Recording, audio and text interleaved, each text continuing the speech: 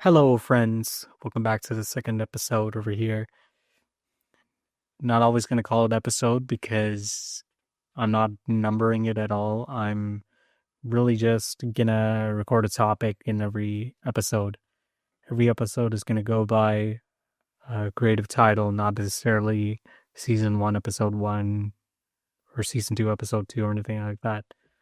But first, before I start on today's topic, I do want to thank some of y'all. I want to thank everybody who watched my debut freestyle. And you might be wondering, Aravinda, why did you release a freestyle?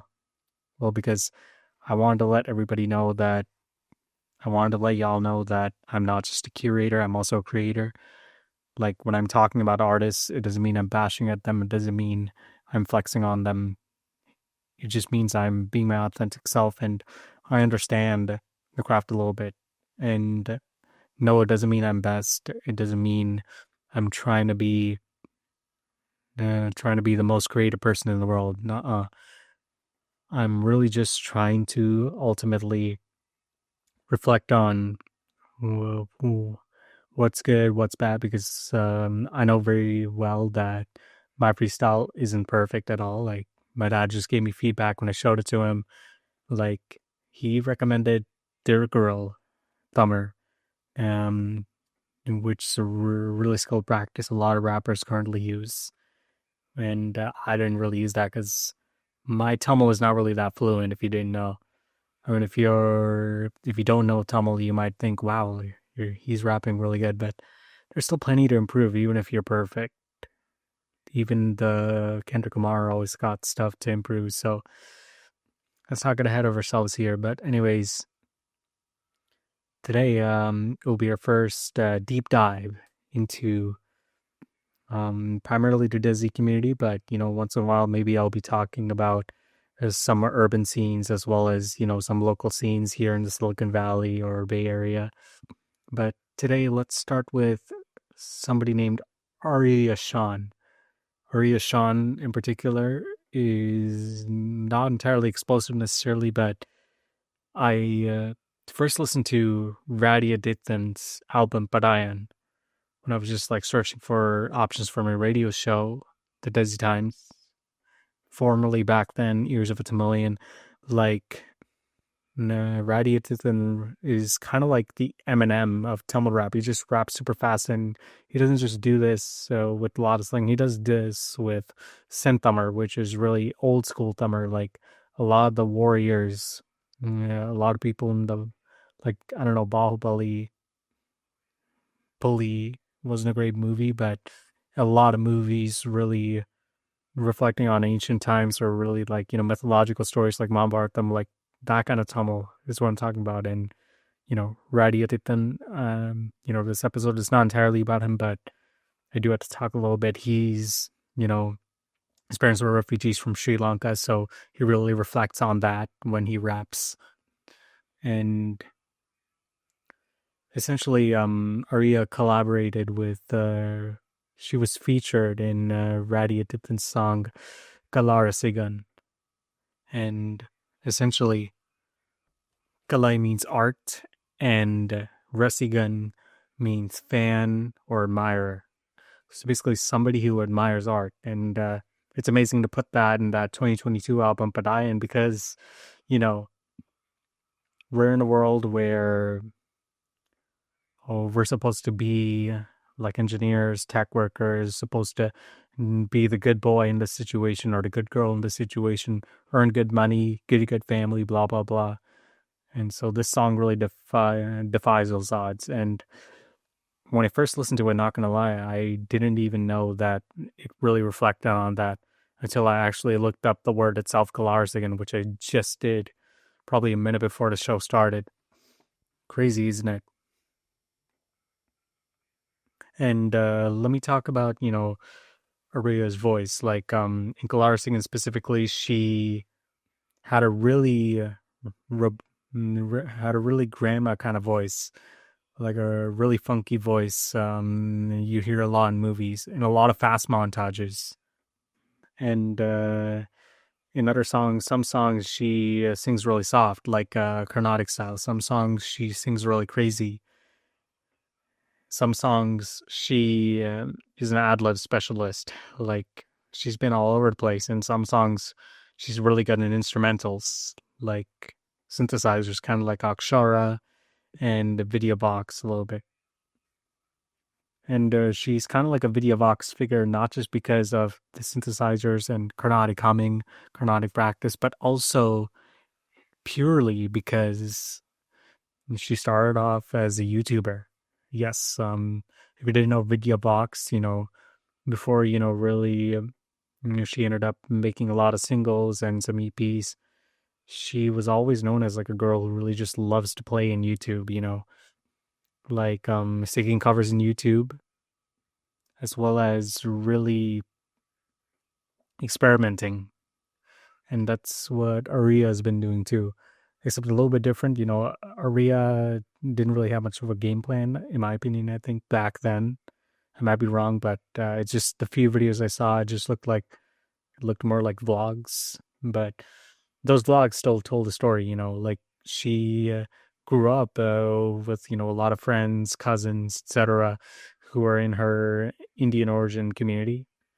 Like, and that's an awesome situation to live in because, like, for me personally, I don't have that kind of leverage 24/7, but I'm not assuming that for her, but like clearly every vlog she shows, like meeting at the airport, meeting in parties, like she really embraces Tamil culture.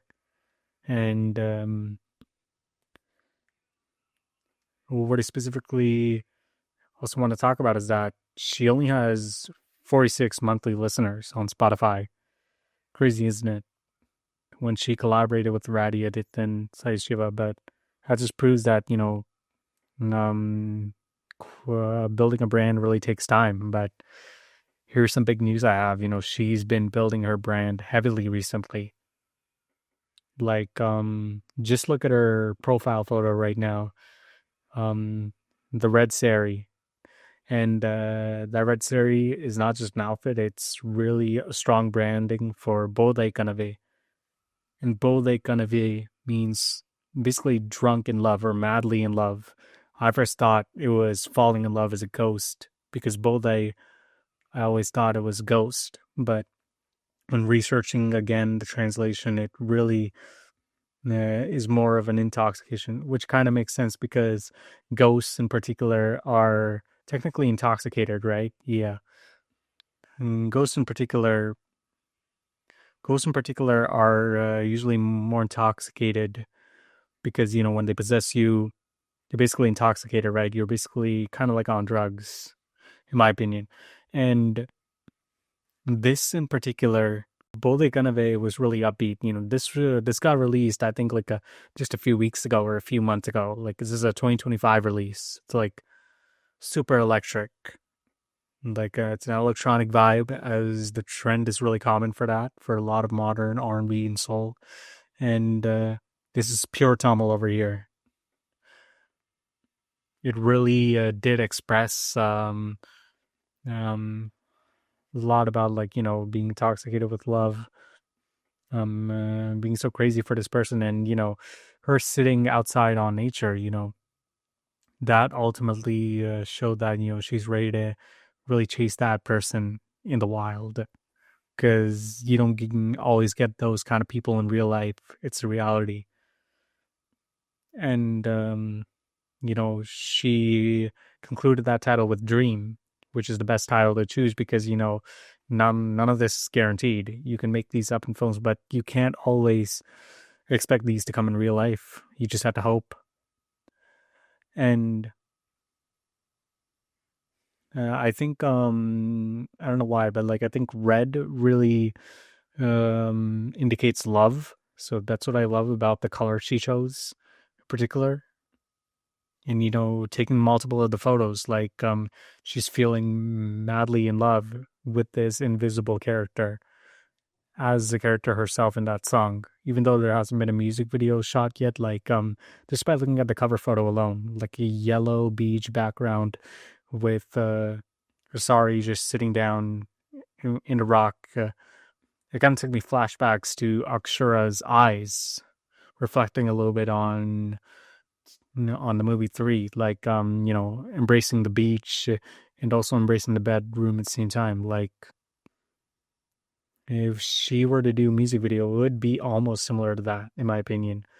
And I don't want to just lean on this single drop over here. I also want to talk about her debut single, Vera Maari Oruthan. Vera Maari Oruthan got released in 2024, and something interesting about Vera Maari Oruthan is, it's much slower, the complete opposite of Bothai Kanave. Bothai Kanave's upbeat, fast tempo, really short, like I think like 2 minutes or less than 3 minutes. But in my opinion, that's what short is. Like, some people, it might not be that way. I'm just, because like for Indian songs in particular, speed and time is a little bit different, a little bit longer. So in particular for Vera Maari Oruthan, which translates to a different kind of man. Vera Maari Oruthan translates to different kind of man. Vara, different. Maari, type or kind. Oruthan, one man or guy. So, and that's exactly what he knew when he didn't even know the definition yet. I know I'm Tamilian, but like I still have a hard time understanding some Tamil words, believe me. But yeah, she really grinded on like really making it slow at first, and then really at the end, like really screaming a little bit, as you do in a lot of Carnatic verses in particular, and a lot of Carnatic practices. And listen, doesn't mean literally screaming your lungs out, but you increase the storyline when you scream a little bit louder at the end for like 3 to 5 seconds or 6 to 7 seconds. That's when like you're gonna be concluding the story. The audience understands that. Like, I understand as a listener when the vocalist goes a little bit higher at the end. Boom, like it's coming towards the end. We're starting a little bit quiet. Like, I know that, okay, we still have a while to go. Trust me, I know this a little bit from experience. It's just how I experience it. Doesn't mean everyone else experiences it like this. But something I do want to say also is, let's talk about the art over here. Let's talk about the clip art. Like, you can literally see like her holding an envelope. First I thought it was a chocolate. Like, the reason why I thought it looked like chocolate, because like, it's a love song. So and there's a freaking heart on the sticker, like the post-it sticker.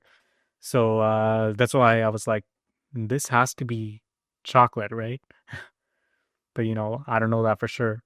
And I love the background behind. Like, I look a little closely, it does look like, doesn't look like a green screen necessarily. It does look like a knit cover, like a cloth cover they put behind. But I think it's really great. If they definitely took a while to really design this, and I know this is organic for sure. And over here she's wearing silver necklace, silver bracelets, and I know it's like colors are a little bit controversial for jewelry, but like the silver necklace and silver jewelry, I think, in my opinion, my very opinion, really signifies, okay, he's a very different man. He might not be somebody who's into silver necessarily, or he might be a guy that screws with silverware a lot more than gold jewelry. Because like in India, I think a lot more people really wore gold. We value gold a little bit more from my perspective. But slowly we're really processing a lot more about the silver. That's not always bad.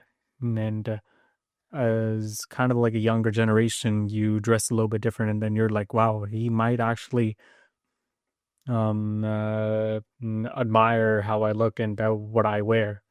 And you can see like the white and red sari, like it's a little bit darker compared to the red sari she had in Bothai Kanave. in her new cover shoot. Like it was a little bit brighter, showed brighter colors, but this one it's a little bit darker. So it doesn't show a negative side, but it shows more of the uh, it shows more of the younger side of her. It doesn't show much of the veteran side.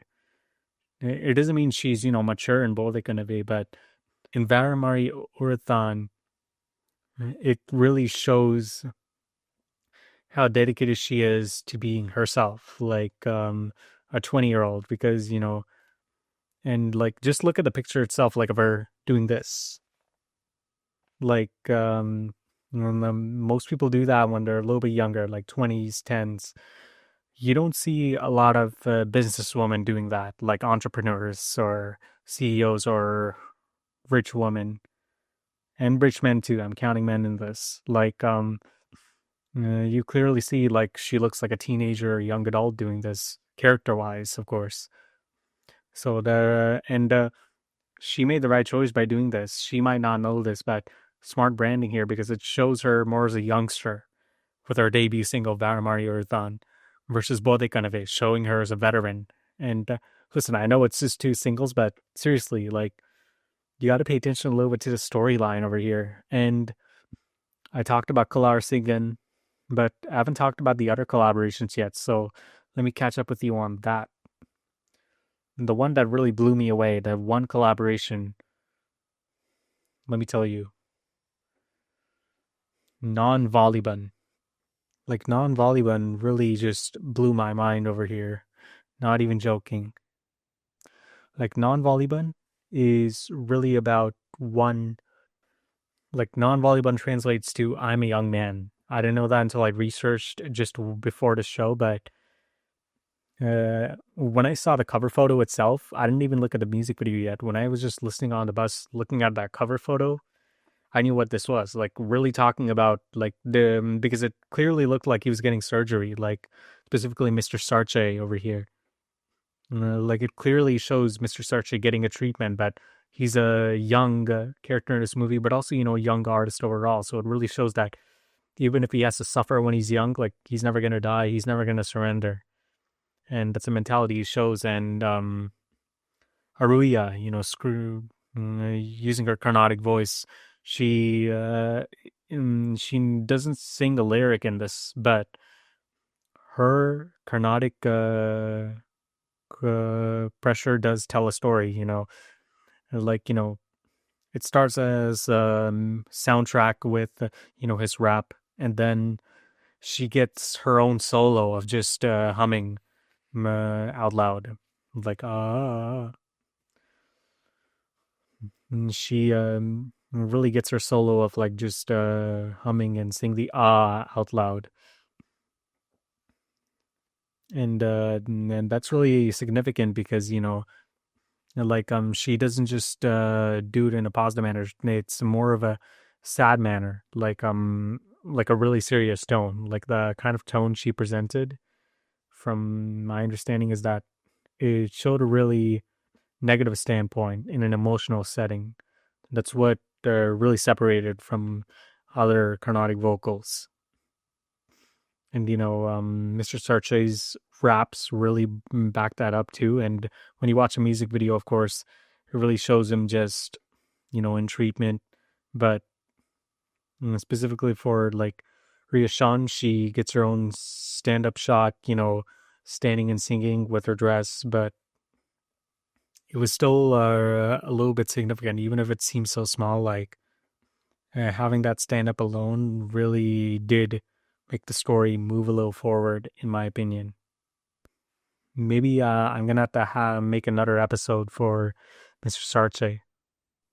And the thing is, like, something a lot of people probably don't even know she existed in, but I'm really hoping I'm right about this. I might be very wrong, but when looking at Spotify, and listen, I know I look at Spotify for everything, but like, that's just the market for these days, the artists for now.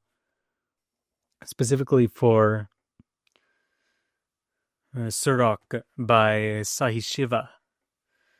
Ciroc means like, kind of like drugs and alcohol, really just talking about alcohol in particular, really not caring about, being sober, not caring about the consequences, just worrying about enjoying the moment and having fun, framing it in a positive manner, not really promoting alcohol necessarily, in my opinion.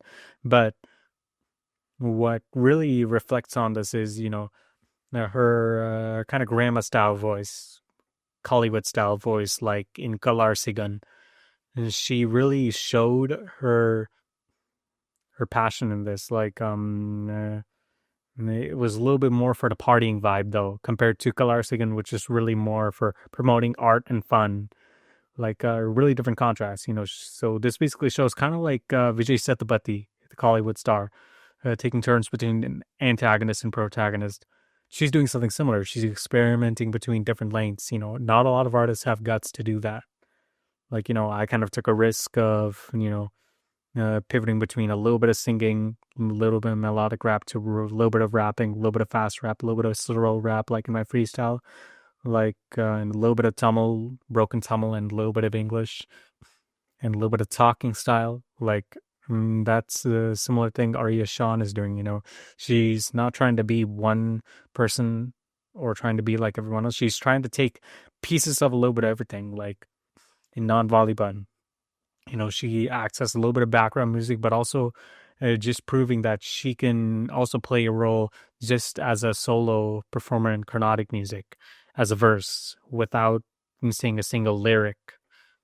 And in Kalaarasigan, she can not rap, but dramatically sing about promotional art. And then Jillu was another party kind of song. Jillu is specific from Achu, MJ Melodies, and Aruyah Shan. Like, I didn't have too much to talk about the song. It was more of a hype song in particular, really talking about general love in today's society. That's the most I can talk about it. Some people might be up for that. Let me know. But I do want to talk a little bit about MJ Melodies, because MJ Melodies is the main collaborator for Aruyah Shan. MJ Melodies works more on the producer side and the beat side, I believe, composing, producing. But I really want to touch on MJ Melodies is that, he does a good job really tailoring well, I think. I don't know him personally. I didn't do too much research on him, but I think he does a pretty good job, like, collaborating in particular with Aruyah Shan. Like, he does a great job, seriously. Like,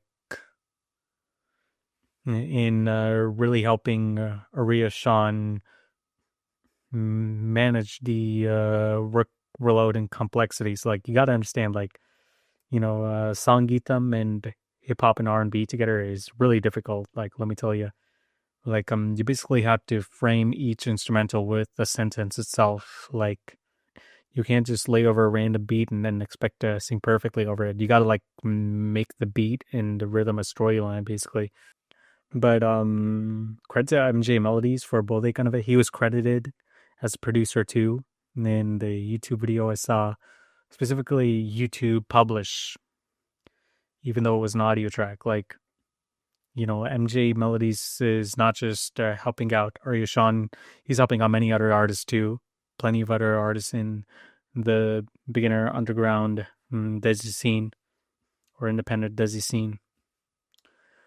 But basically, those two songs alone show that MJ Melodies is not just a hype machine or beat machine. He's also a raga machine. So he knows how to handle a slow complementary pace like Vaaliban Oruthan, or a really fast pace like Bothai Kanave. Yeah. And he knows how to handle a very fast pace like Bothai Kanave. And something to tell you, like I said, Aruyah Shan was really just a YouTuber at first, and then now she's just recently starting to make some music. But like, long before she made her debut single, she experimented, like, featured with Ratty, Adhiththan, rapping, singing about art in particular. And then featured with Siva, I think, singing about alcohol. And then with Mr. Sarchai and Vaaliban, non-Vaaliban, really rap, singing literally just with Carnatic vocals alone with zero lyrics, and still proved a storyline. And then in Jillu, really proving that she can be very flexible for a massive party anthem. And then, of course, for her debut single, Valimari Oruthan, she really sang her frustrations. It seemed really emotional, like start to finish when listening to that with the instrumental and her voice alone. And, at the end, you see her singing a little bit louder and louder as it goes. Seriously. And Bothai Kanave, something a little bit similar too, but it's a shorter story where Valimari Oruthan, it tells a story. Like Bothai Kanave, it was like a little bit shorter because, I think because in Bothai Kanave, like, seeing ghosts being intoxicated with love is meant to be a little bit faster because time flies a little faster when you're dreaming. But in Valimari Oruthan, when you actually see Guy day by day, which is most likely the scenario for this case, like, you need time for that. You need time to explain that story.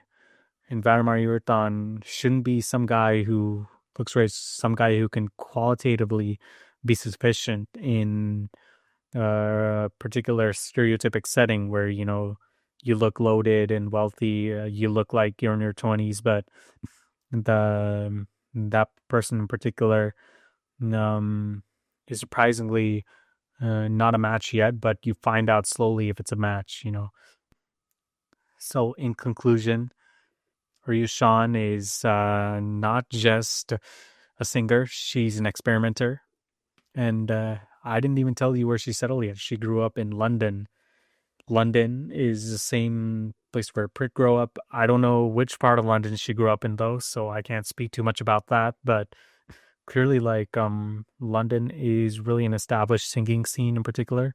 Because, even Sahi Siva, I think, is from UK. I might be very wrong. He might be from Switzerland actually. And she clearly really learned a little bit from a lot of the artists. And here's the thing about Pritt though. Pritt was also featured with Ratty in one of his songs. And specifically,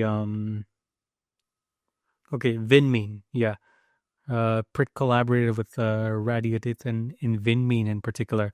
And something to know about Vinmeen is also a little bit, in this song, Pritt sang in English, so it hit a little bit different. She alternates between English and Tamil. Not necessarily, Tamil and English together, but like most of the cases, like that's a story a little bit for another day. She dropped a single recently too, but this is specifically a little bit focused on Aruyah Shan, but I mean, the fact that Pritt and Aruyah Shan were featured on the same album for Ratty, that really shows that Aruyah Shan probably learned a lot from Pritt. I have no idea if Aruyah Shan actually met everybody in person. Some songs are really recorded together because, in UK, they have a different kind of chemistry not a lot of the world has. Like, seriously.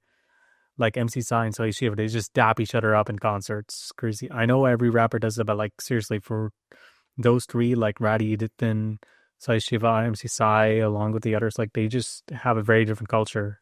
A brotherhood kind of culture, sisterhood kind of culture, but, I don't want to make too many assumptions, but it's also very possible they recorded remotely, I don't know what